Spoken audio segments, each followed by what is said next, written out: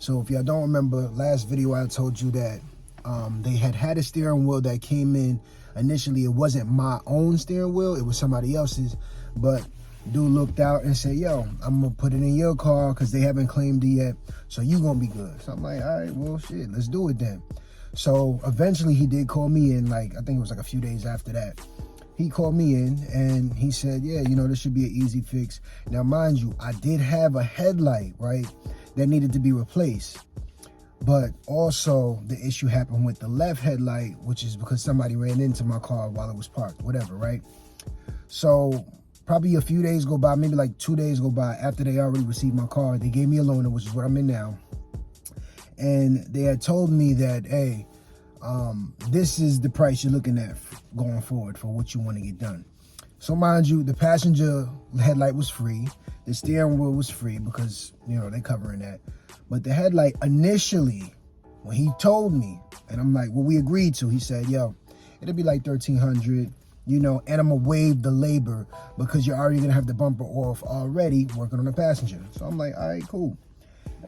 Once I get the damn paperwork and he sent me the damn shit to my phone, to my email, that should say $1,700 just for that headlight alone. I'm like, bro, where did all that extra money come from? He said, oh yeah, well, actually, you know, the headlight was $1,500 and I'm only gonna charge you $100 or $200 for labor. But in reality, it's an 8-hour job and that would cost $1,000 in labor. An 8-hour job for one headlight? Are you serious? So when I heard that shit, I'm like, yo, on the real, realistically, you can have that shit. You feel me? Because I'm gonna give it back to y'all anyway. Y'all gonna have to buy it off of me, because if that's the case, why would I spend that much money and the car's not really mine anyway? Like, I'm gonna give it back to you anyway. You see what I'm saying? Remember I told y'all that was the lease. So I'm like, and I'm so glad I did lease this vehicle. I recommend y'all, yo, if y'all in the market for purchasing vehicles, Volkswagen today is just not what they used to be. I'm sure a lot of people already know that, but if you're new and you just wanted to have a budget-friendly, nice car, which happens to be a Volkswagen, I would say lease it, because after all of these problems come up and you're looking back at it, you're gonna be like, damn, I'm glad I can get from under that vehicle, right?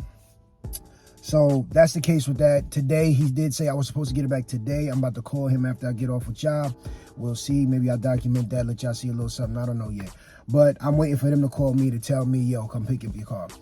But going forward, right, beyond that, I'm in the 2024 Volkswagen Tiguan.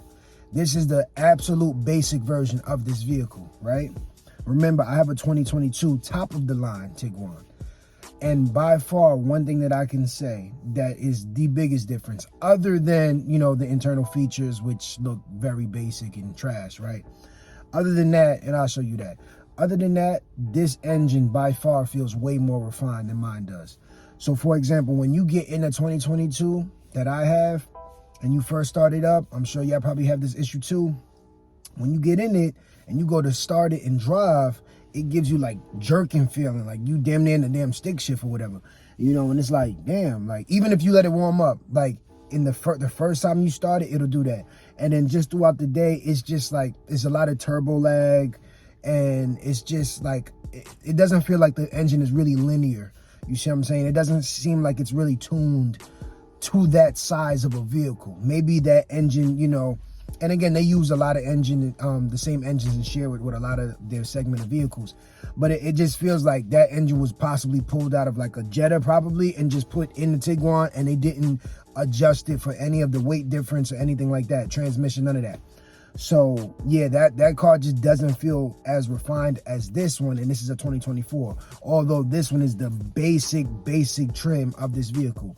So I say if y'all in the market for a Volkswagen, which I would say probably get out of that market, but if you're in it already, I would say definitely you ain't gonna be losing no sleep if you get the basic version of a Volkswagen over the top trim.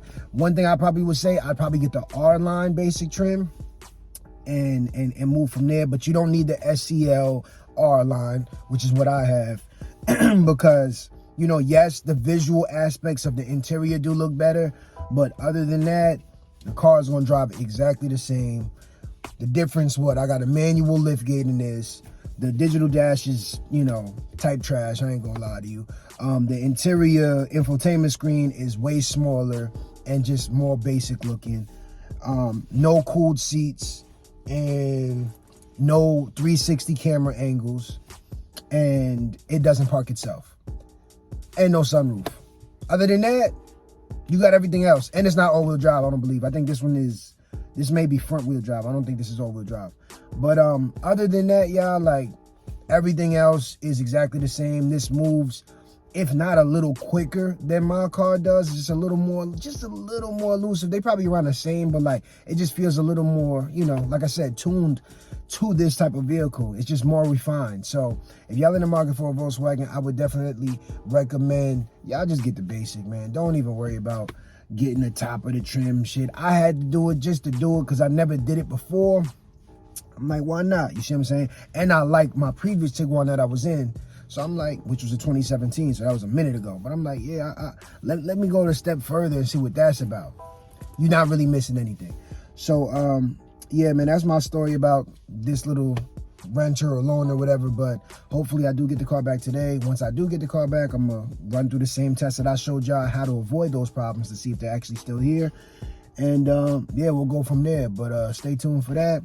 I'm going to just show y'all a little bit of the interior real quick. But yeah, man, stay tuned. Let's see what it is. All right, y'all, see, so as you can see, like the speed gauge is type trash. I ain't going to lie. You can't really adjust it. Mind you, the R-Line, or I guess the SEL R-Line, has 3 different features where you can make it look a little different. With this one, that's what you see is what you get. It's trash. And then infotainment, really small, as you can see. So I'm not a huge fan on that. No parking sensors and no self-parking there. I'm not sure about these. I don't know if these are buttons. I'd have to double check here. But yeah, other than that, no cooled seats. As you see, this is all like manually, which I have no problem with. On mine, this is all digital. I have no problem with that just being knobs. That's perfectly fine with me. Same with the steering wheel. I actually rather buttons on my steering wheel than the damn haptic touch bullshit. Like, I don't like that shit, but that's what's on mine. But this steering wheel is just regular buttons, so I would actually prefer that. No sunroof. Same space. Oh yeah, of cloth seats. This is not leather, but I will say this is still like, they're not bad material. And when you put the heated seats on here, they probably get even hotter than my seats, realistically. So I ain't mad at that. I ain't mad at that.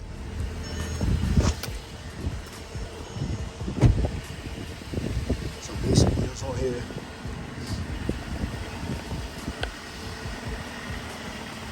You don't get the bar light on here.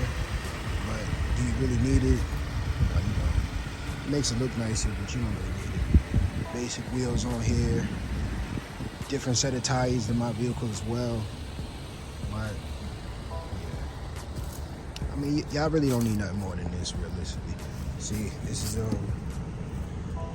see, you gotta actually unlock this shit.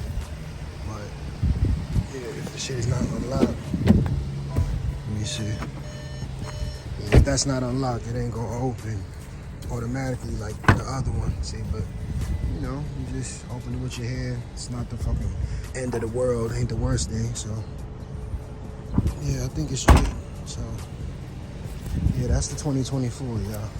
Hopefully I pick up mine today and I'll give y'all more information. So until then, I'll get back with y'all and I'll see you then. Peace. What's good, y'all? So this is the next day. Finally got the car back, as you can see. New steering wheel in. I don't know if it's just me, but it kind of feels like it's a little thicker, but it could just be me, I don't know.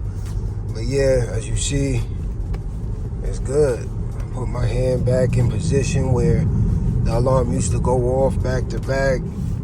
Nothing. So it only took about damn near 2 years, or a year and a half, realistically, for them to fix this shit, but it's fixed finally. One less problem with this vehicle. And yeah, so if y'all got that issue, make sure y'all get y'all steering wheel replaced. Make sure they put you on order to get the steering wheel replaced, because even if they know something's wrong with it. If you don't tell them that you want another one, you're just going to be in limbo, you know. And that was similar to the situation I had. I did tell them, I told them to put it in, but although my steering wheel wasn't necessarily in limbo, it just never came in. My order never came in. This was actually someone else's steering wheel that just never claimed there. So if this is your issue, make sure you get involved and you let them know, yo, I need that ASAP, and stay on them daily, weekly, you know, and you'll get it handled. But yeah, man, that just concludes this video, so I'll keep y'all in tune of what's next with this car. Peace.